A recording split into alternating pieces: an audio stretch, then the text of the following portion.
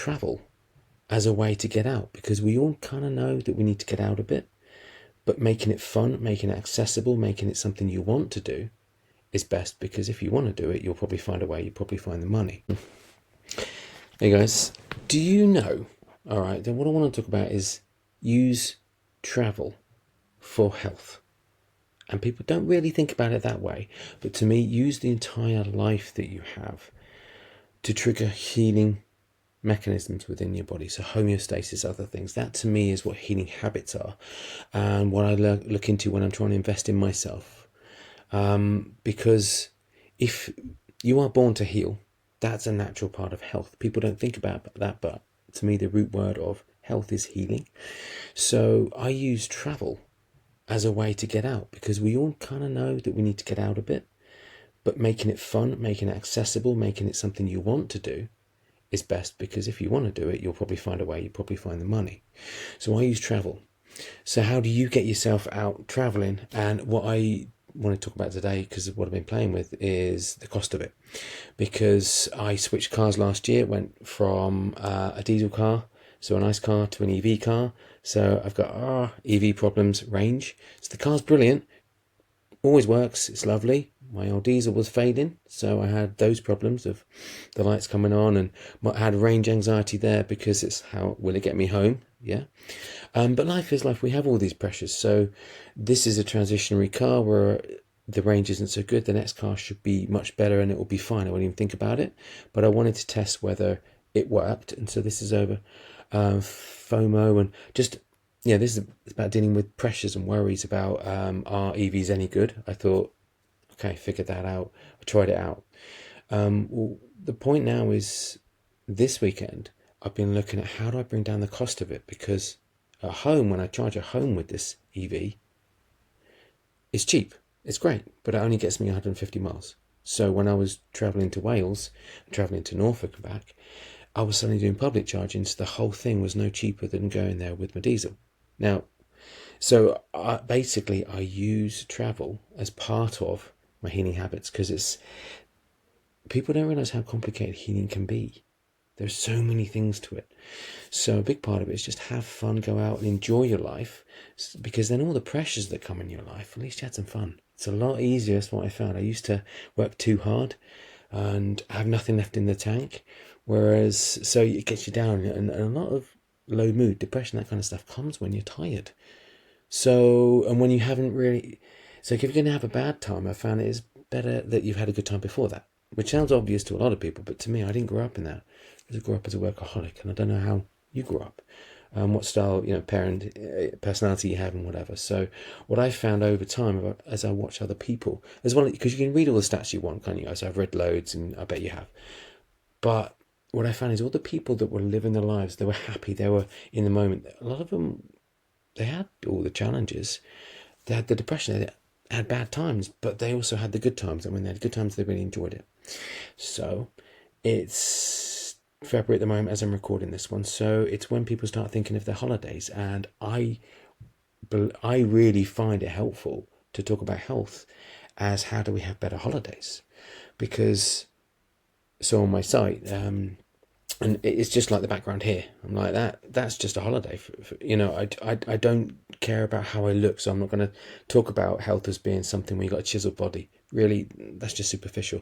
I care about perfectly working hearts and things like that. Stuff inside you, and strong enough muscles or the whole connective tissue, so I can crawl up rocks with my kids and crawl down and go around hills. So I'm already planning. I want to go down to Devon again, take them there, because I went there.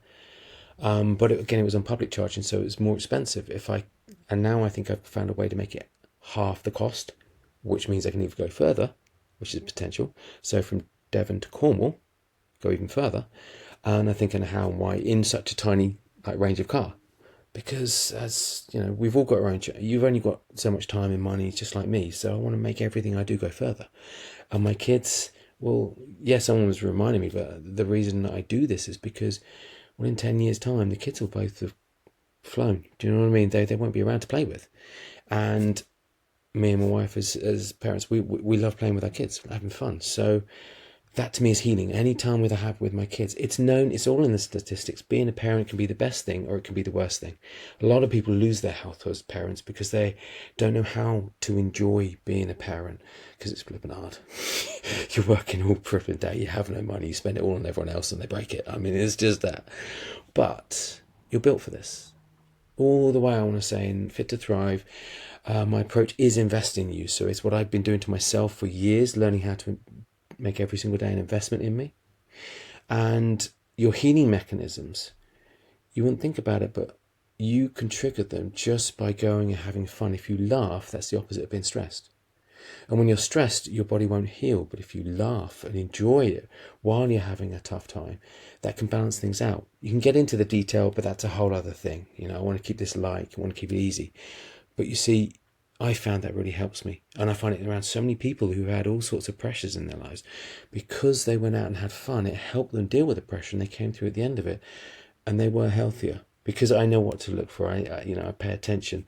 Because you can see with people's pulses, the way they walk and all sorts of things, the way they went about it was good. They may not know as much as I do about bringing health on because that's what I focused on. They're better at making money, they're better at sales, they're better at this, they're better at that, because that's what they focus on. Whereas I am completely, I forget how long I've been doing that. Everything I did, even when I worked in, so for example, when I worked in factories, I was taking advantage of the fact that I was doing different types of shifts and I was testing to see if I could make them healthy. Your average person doesn't think that way. And a lot of people say there's no way of making, they say bluntly, there's no way of doing a different shift and it's healthy for you. And that's great, but what about the people who have to do the shifts and have no choice? Or if they're doing the 4 days on, 4 days off shifts, the 12 hours, they have no choice on that. So wouldn't it be more useful to tell them how to live that way healthily? No one's doing that. So yeah, I think very differently. I've been studying this with that mindset for decades because I could see I wanted to work on public health. And basically it just makes my life easier because I just don't have any pain and I go on holiday all the time. You can see I'm already planning it now. Well, most people are planning it and they've got the budget in place, they've got the money, they know where they want to go. Fantastic. What I'm doing is a lot of essentially short trips with the kids because I want to go when the weather's good. And I just want to randomly go. So I set that up with work. They'll be like, fine, I'll just go. And so I'll do that randomly through the summer and some of the weekends and things like that. And the holidays, Easter and all those little bits. I'm sorting out my, what I call healing habits, the small little things you do. So it's kind of your commutes every day or when you pop out. So Friday, basically, that's what I wanted to talk about is now that I'm on my, this is the end of my first year of being on an EV. And the point is, you might say you don't have an EV. I say it doesn't really matter. You get places. This is about travel, And so healing habits are a generic thing. They're very level one of what I'm talking about with investing in you approach. I wanted to show people how to slowly move into a level of lifestyle that supports you, because the same way we're used to lots of sports where you have different belts or different levels, I'm kind of pushing it that way because it's really complicated, the amount of stuff I've covered. So I would never go straight in and teach someone instantly all these things, too much. And I'm finding it's better to go from simple things, what you do each day, and not too much talk about much technical. And then over time, introduce more technicalities. People get more used to it. That's not, that's how you teach. So I'm trying to bring it into something the way you'd actually teach. And so people just don't get bored talking about their holidays. And that's the point in travel. Everybody wants to travel somewhere. And when I looked at so I'm putting this course together. Well, I've had it for a while, but I keep wanting to improve it. It's talking about holidays, and it's just one day of the holiday. And the reason I did that is because I wanted to talk about what's the best time of your year. And we all talk about our holidays. Like, people are happy having 2-3 holidays. That's a dream. To not have a holiday it makes you grumpy, doesn't it? So people enjoy it. People want to travel. People like going places, whether it's for half a day, or a week or longer and all that kind of stuff. We want to do it. However, when you go on holiday, there's actual sorts of ways that you can, that you would do at the gym, basically. And what I found is, when I looked through it and I was thinking, how do I explain this in a way that shows the healthy habits, how can you trigger healing, all this kind of stuff you can imagine what I'd want to share. And it is things like your commute. Think that, when you go and do some shopping like these days, pick up anything, go and drive to the next town or whatever it is, we do these kind of things regularly.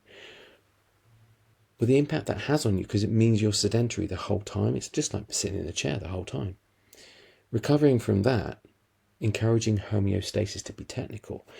The skill you get in that, if you practice little ways, this is why I'll often walk just randomly. I have different places. I'll use the travel to get to a walk. And so I walk inside the supermarkets. I use the fact that places are so big these days, because when it's raining, for example, like it is at the moment, you don't want to be outside. You want to be inside because it's just it'll drench you. So it can actually still quite good for you to be walking around, looking, either shopping directly or just browsing because you need to get out. But these things are possible for us these days. So there are always all sorts of ways, and it can be quite useful when you're like at my age and you kind of need to be aware of stuff. So you're either looking for stuff for the house, you're browsing, you're checking prices and this and that. You might drag the kids around, but we all do this. Ways to get out and get your steps up and move and actually put pressure on your spine and all sorts of. People only in exercise think of calories when actually it has all sorts of impact throughout your body. So when you move, your muscles are pulling on the bone, and by doing that, they're saying to the bone, you need to be strong. And when the bone says, oh, I need to be strong, because they don't actually talk, what they do, cells do actually communicate, and they say, right, next time I get a chance to get some calcium, I'm going to actually take the calcium in. So when people eat too much calcium, if they haven't moved, so they're sedentary, then all the calcium could become a kidney stone.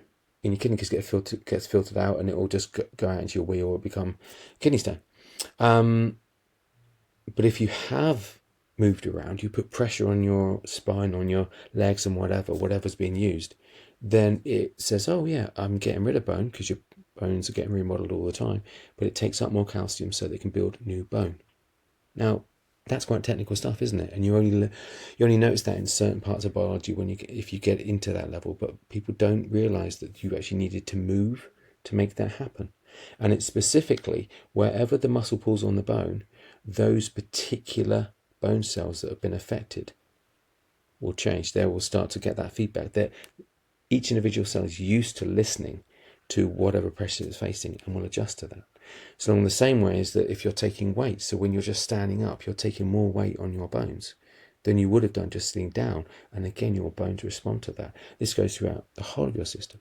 So that's me getting quite technical. Hopefully not too technical. Hopefully I've introduced it in a way that's not boring, because I know I'm trying to make sure it's always fun.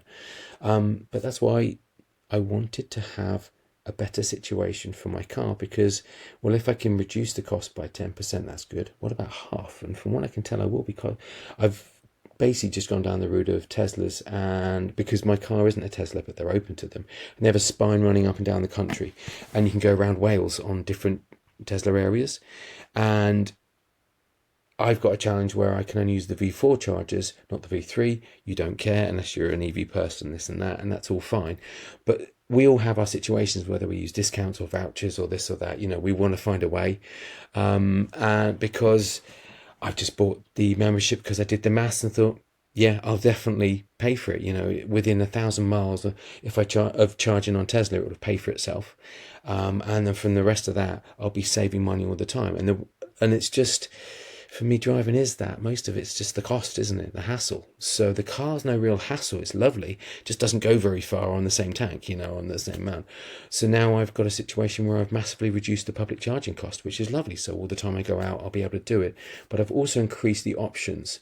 So before I was having to go and find certain spots and know what's there. If I'm now always using Tesla, it's like using the supermarket chain. When you know what you're going to get.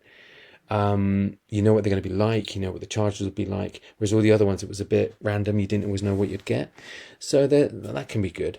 What I'll be doing over time regularly, so for myself, like on Fridays, the times that I'm off, is I've now made it easier just to pop out, because randomly I went to Boston one time last year when I was enjoying the new EV, just getting out, when it got warmer, it got nicer. Just to explore is something I love doing, seeing different places. Driving across to Boston was amazing. I did it as a random. I didn't even plan. So I just thought I'd see where I get to. A lot of us do this thing where you just feel like getting somewhere, and I'm stuck at home, so I want to get out. Well, now I've got a route where I could have done that through Tesla, so it would be half the cost, because that was one of my problems, was the cost. So I'm excited because I'm thinking I might be able to go twice as far this year. So I want to ask you questions because I'm more interested in how I can help you guys, because health for me is very obvious because I've been doing it so long, because it's about triggering your homeostatic, your balancing mechanisms, your recovery, healing mechanisms within your body. So I talk about healing habits because that's really what they should be. Change everything you do into a habit that's going to heal you, and combine it with things you actually enjoy so that you want to do it.